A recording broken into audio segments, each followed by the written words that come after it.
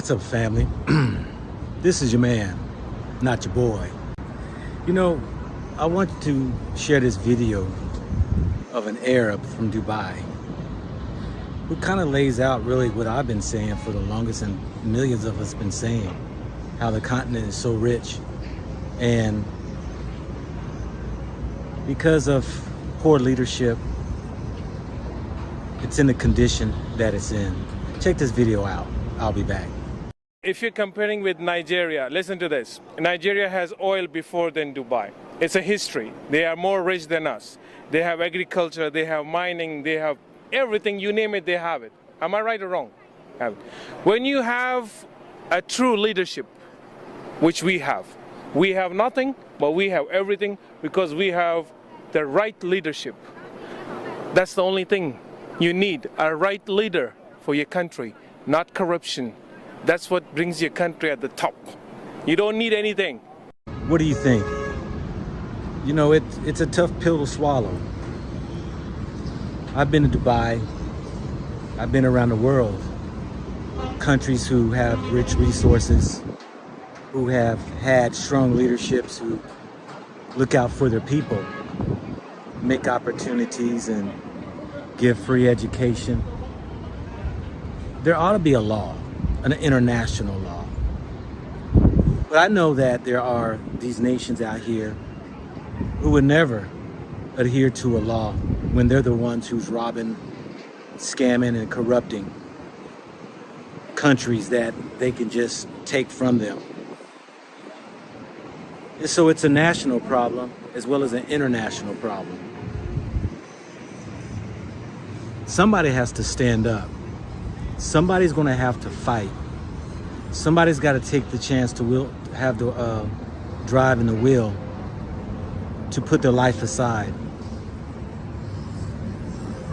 It's hurtful when you see people still living in shacks and mud houses. When you see dirt roads, inadequate electricity, sewer systems, plumbing, undrinkable water.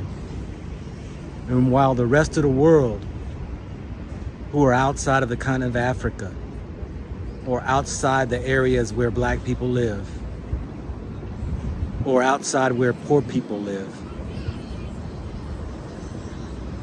it's amazing that they have a total different life to live in. It's a travesty. And it's ridiculous. You know, it's insulting when I see these politicians in Africa who just is a puppet for the Western worlds, who claim they're doing so much, but let Western world steal from them. I sit here in Ghana right now, and I've said before, the economy is on a collapse. I did the video. You know, the World Banks, the IMF, who they claim that are here to help, and said one of the biggest problems is Ghana's not taxing the businesses enough. We're not talking about the little man's business. We're talking about these gold mining, these oil mining, these large corporations, institutions, businesses who are making millions to billions, but paying little to no taxes. And the people suffer behind that. When I see that the children on the street begging for food, who don't have enough money to go to, the parents don't have enough money to go to school. And I see that the rate of the value of the dollar decreasing, where it's just squeezing the locals even that much more. Where just in 1 year here in Ghana, the money has lost its value 90%. It's horrible that you have people who want to run for office but not willing to die. I've said before that, you know, these governmental bodies these presidencies, these roles should be a death sentence. If you're not willing to come in and change your country, you're not willing to die for it, why even run?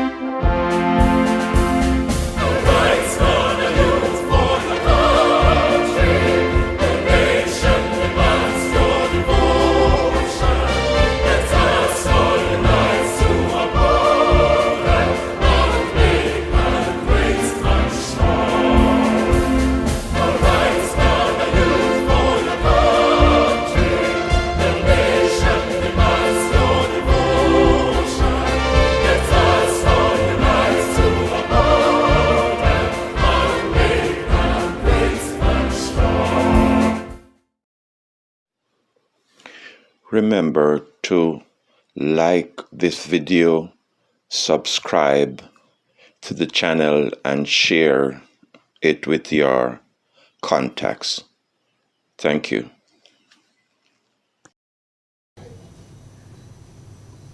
I, again, as I always do, give all praise to God for life. This is it's a dream that I knew would happen in reality. I didn't know when or how, but no different than I knew that the King holiday in the United States, celebrating Dr. Martin Luther King Jr.'s birthday as a national holiday, a day that we remember the lives of all that have lived and died for the oneness of all people, as did he, and as did many people. As a little boy at 5 years old and 6 years old, when I heard about this man who was going around trying to make things better for Black people and wanting for the rights for all people to be recognized and respected, equality. As I remember as a little child, boy, when I was growing up, and I listened to the music of Africa, wondering where was Africa and having a connect. Hearing the music of Mary Makeba, hearing the music of all the different people, emulating the sound, their voices, saying words that didn't make any sense. Whatever. But I loved the sound of that. And then me hearing about, at a later age, I was in my 20s, hearing about sleeping blindness, the tsetse fly, talking about it probably when I was 23, 24, somewhere, talking about how I'd love to go to Ghana to help, to make a difference of those that had sleeping blindness. Envisioning me being there.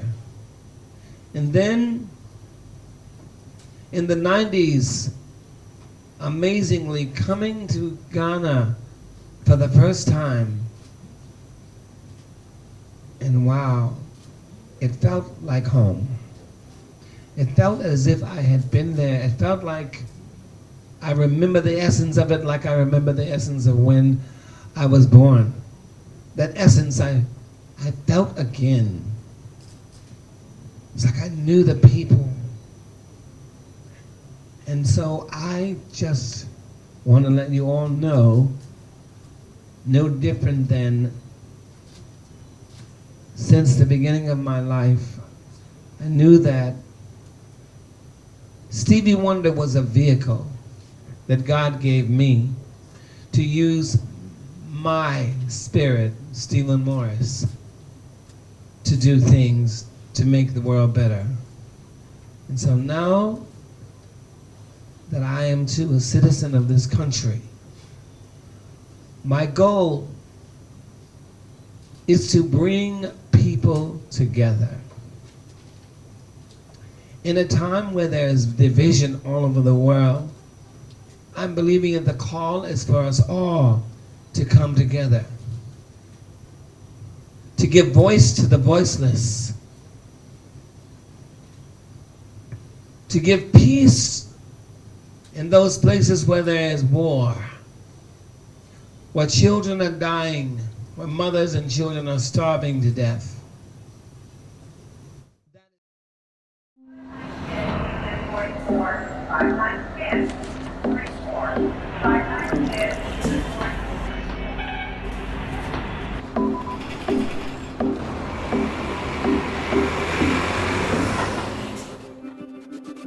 Hold on, know that it's time to be strong. Let's all believe in the future. Together we can move on. Hey, raise up your voice and be heard.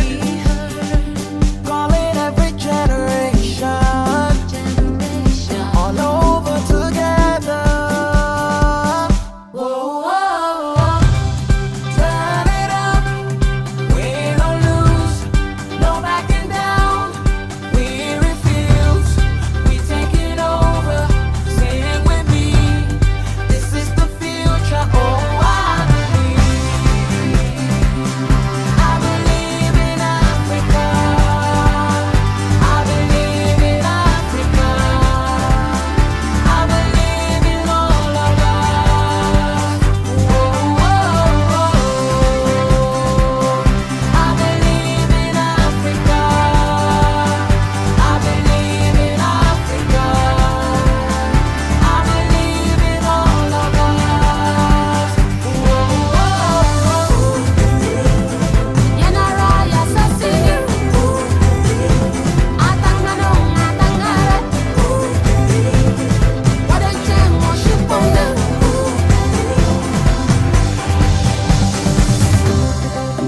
Afrika lala, Afrika lala, Afrika lala. Amaya chiendala, bibi sini yesi amare.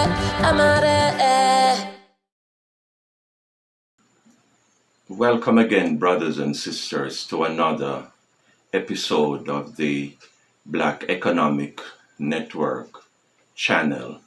The highlight of this episode is that we need an African and Diasporan owned internet, and the main focus is I'm asking for your help and your involvement in this crusade for the African and Diasporan web. In this age of information, this information age, then the internet is so important, and we need to own an internet platform for ourselves. One of the leading inventors of high-speed internet is Dr. Mensah, a Ghanaian engineer who works and does business both in the USA and in Africa. Most of us at present use Facebook and YouTube to spread our message. However, and people in Africa, like Brother Woodmeyer and Miss Trudy and Miss Traveling Sister, to name a few, they can switch to a social media platform on the A&D web when it is planted.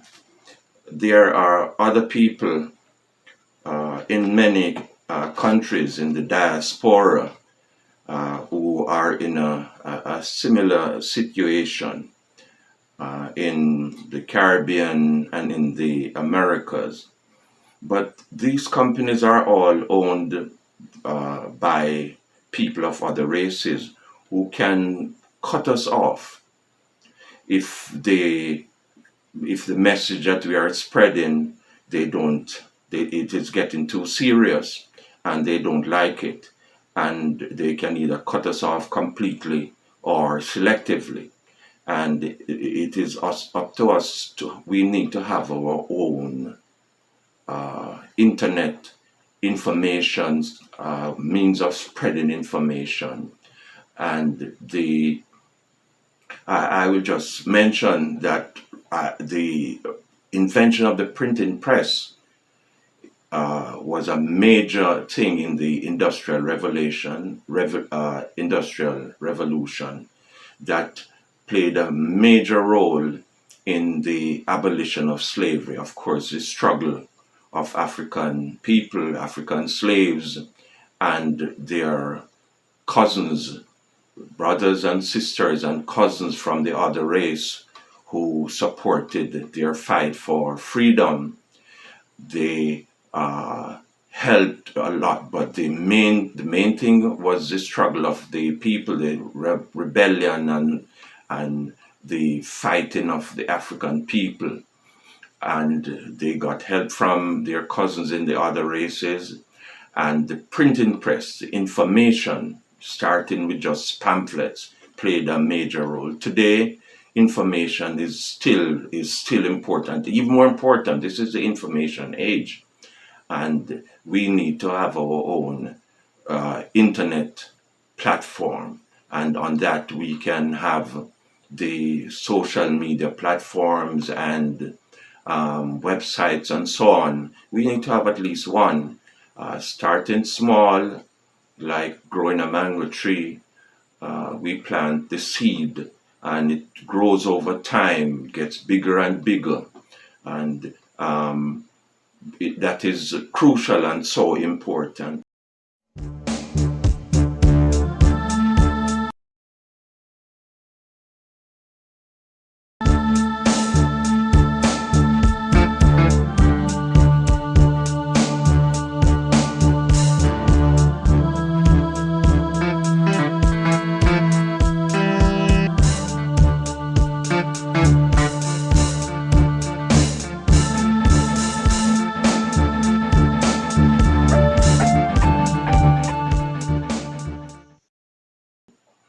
The things are moving in that direction, and I just want to mention briefly that I did talk about this in more details, I think, in an earlier episode. I think it was episode 10 of the Black Economic Network, where I introduced the ADDI.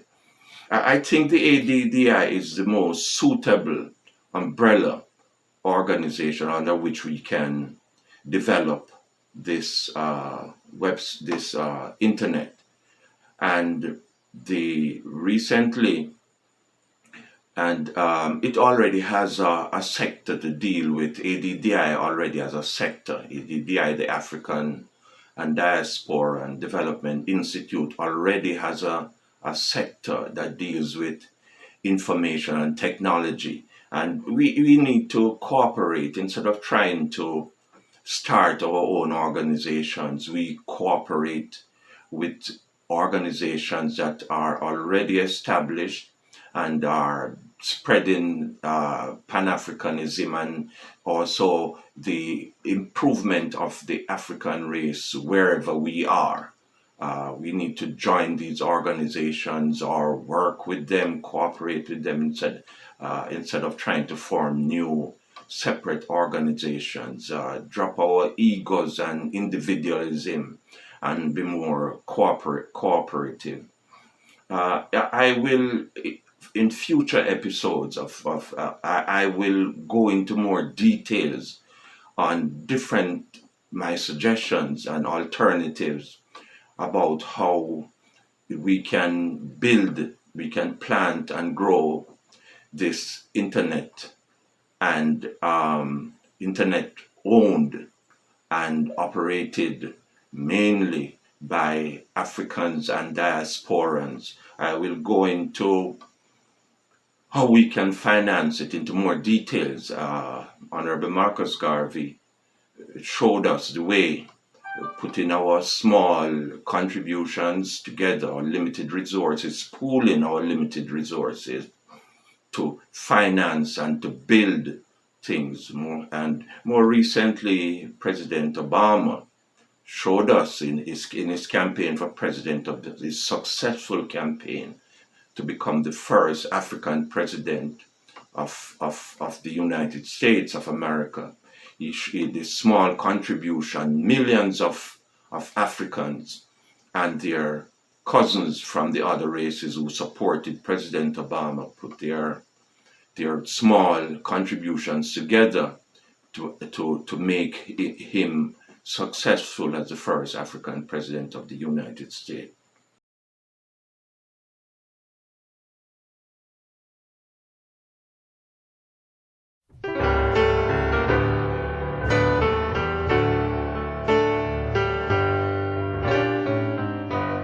Lift every voice and sing till earth and heaven ring with the harmonies of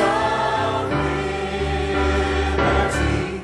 Let our rejoicing rise high as the listening skies. Let it resound loud as the rolling sea. Sing a song full of the faith that the dark past has taught us. Sing a song full of the hope that the present has brought us. Facing the rising sun of a new day begun, let us march on till victory is won.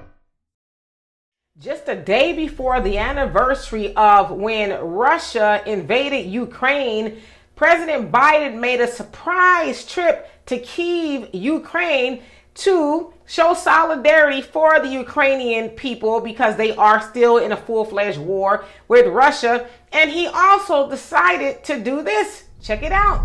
And thanks to bipartisan support in Congress, this week we're delivering billions in direct budgetary support.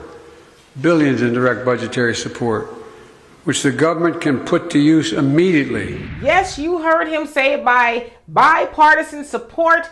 They, being the United States government, is giving Ukraine even more money. In fact, that more money is totaling $500 million more dollars on top of the billions of dollars that the United States has already given Ukraine. Now, you heard him also say to help with the citizens and things like that. And it's like, I know that I live in Houston, and just the other day when I drove down the streets, I saw homeless people, American citizens. And so it's like, what about the American citizens here that are homeless and need your money, Biden? Or what about black people that have been asking for reparations since we've been freed off of those plantations? Y'all got all this money to give to Ukrainians, but you don't have nothing for us? Nothing? And then he's so bold with it. He said bipartisan support. That means Republicans and the Democrats signed on to giving them more money. Now, we as black people, we predominantly as voters vote for the Democratic Party, but that Democratic Party that's part of that bipartisan support, they didn't say, well, you know what, I think Ukraine has had enough money. How about we give some money to our most loyal supporters, black people? No, they haven't said that. But again, This is y'all president, and I say y'all, the ones that voted for him, y'all president, surprising the Ukrainians and telling them, hey, you know what? Big Daddy's here, and Big Daddy's gonna give y'all some more money. How about $500 million more? But nothing for you. After he stood up there and said, African-American, y'all stood by me, and I'm gonna stand by you. We ain't seen him stand by us yet. And furthermore, we don't want you to stand too close to us. Just write us a check, right? But I thought y'all should know that he thought that they should get some more money when you get nothing. So anyway, y'all tell me what you think of this. And for more insightful commentary, please subscribe to this channel and my channel, The Demetri K Show, here on YouTube. Peace.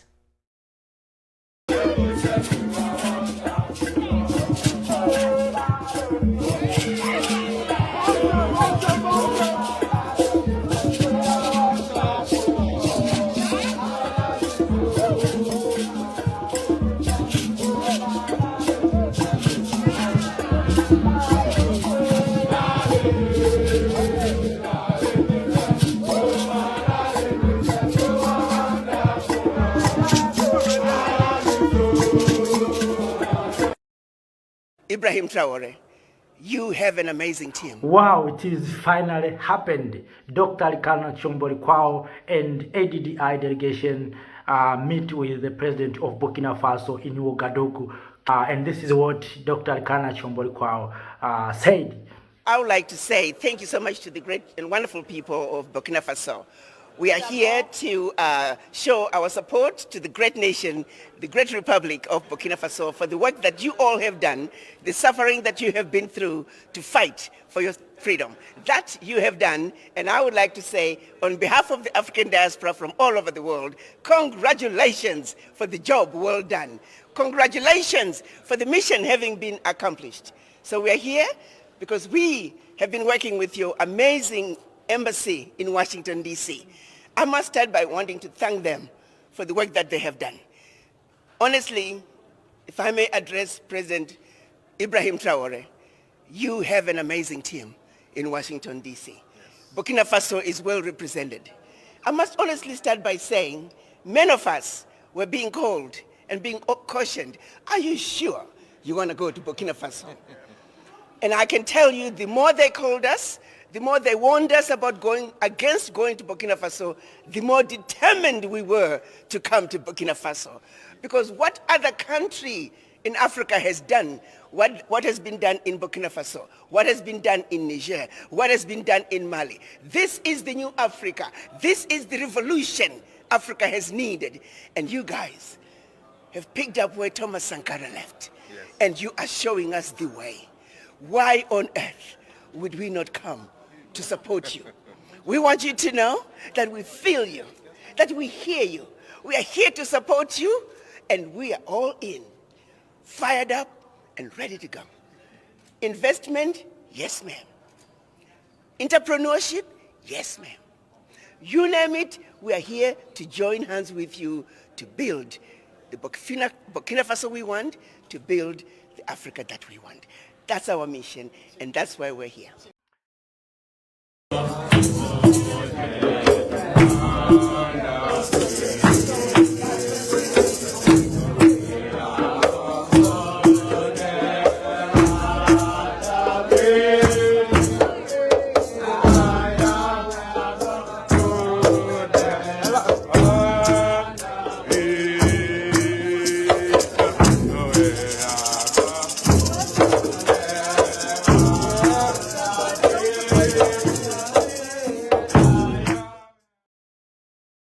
I was the only English speaker and the only Jamaican in my department. 한국은 진짜 제 삶에 엄청난 영향을 주었는데요.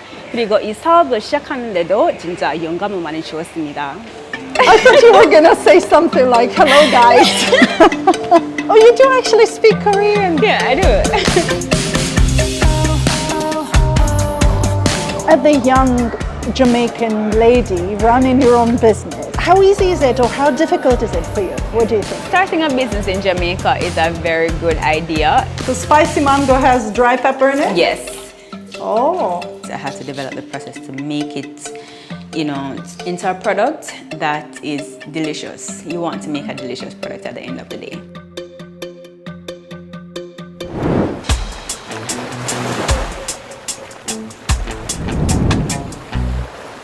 This video is sponsored by you.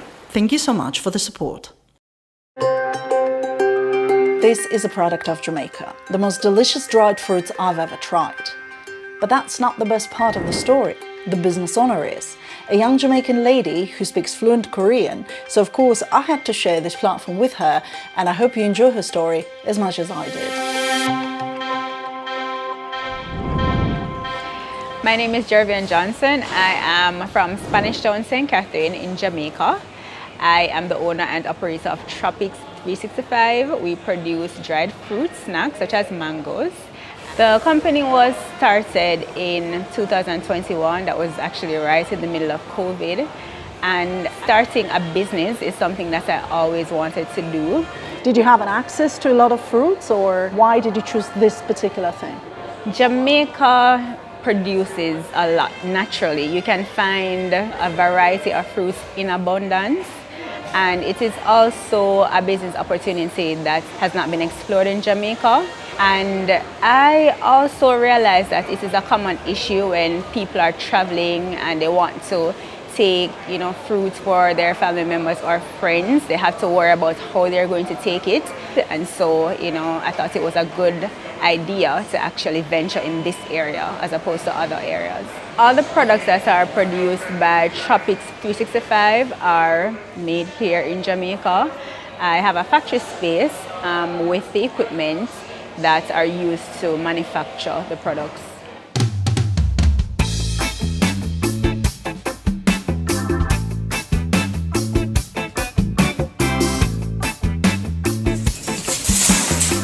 Do you have many people working with you, or is it just you alone? I do have workers that assist. So I basically lead the process, and then I have seasonal workers that will come in and assist with the production. Alright, so for today, the product that will be made is dried mango, and one of the first stages is to wash and sanitize. Just use these pans because we need stainless steel, and these are stainless steel. So, alright, and then I use a scrubbing pad to just make sure everything, comes off.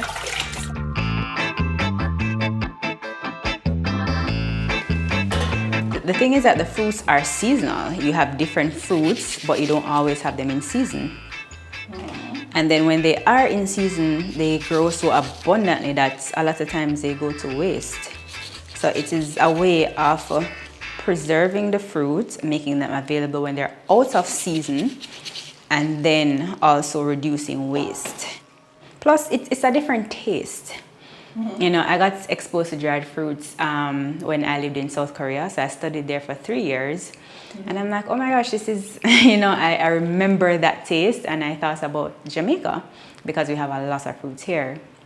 So, and they're delicious. So, when they're dried, those flavonoids, they remain in the fruits, and, it just makes a really nice product. So, what does the choice depend on? Like, why not do, say, I don't know, June plum? Well, I actually am in the process of developing June plum. So the thing is that it depends on the nature of the fruits. June plum now, it has the seed in the middle, and it's kind of difficult just to get it out. The fruit part, it's difficult to get it out. So I have to kind of find out what size is good. I have to develop the process to make it into a product that is delicious. You want to make a delicious product at the end of the day.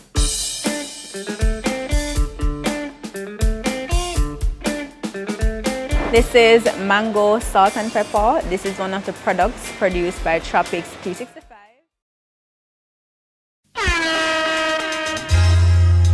Well then, I grade. We need ya, hey. I need some herb in my brain, so bring the medication for my brain to heal the whole of the nation from the pain and break up all the circles and the chains. I need some meditation in my brain, So bring the medication from my brain to heal the whole of the nation from the pain. Break up all the circles and the chain.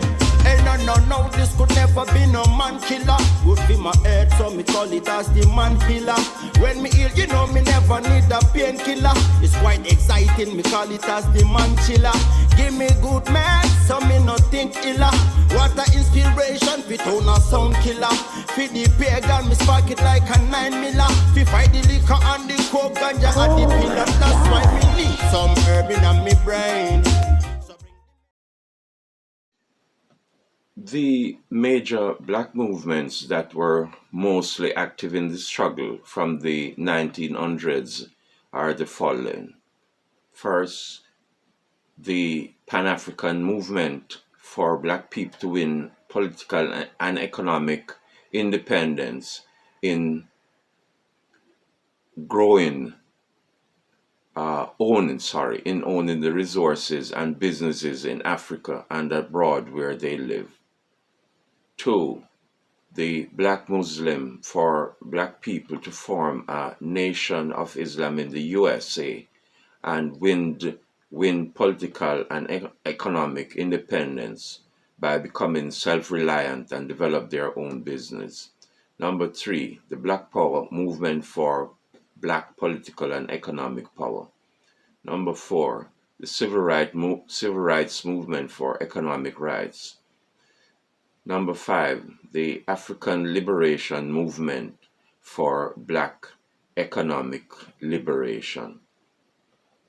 The Pan-African movement and the black Muslims, also the African liberation movement, are all black nationalist movements that basically want to establish nations of black people in Africa and its diaspora.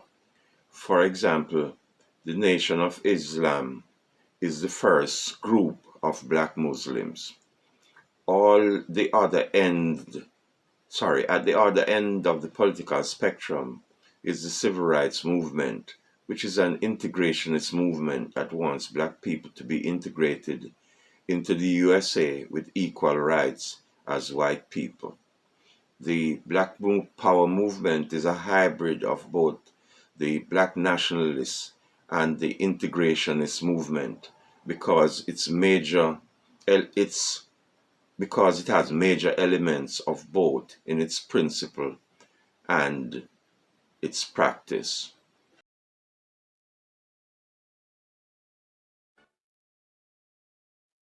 Let us all unite and celebrate together the victories won for our liberation.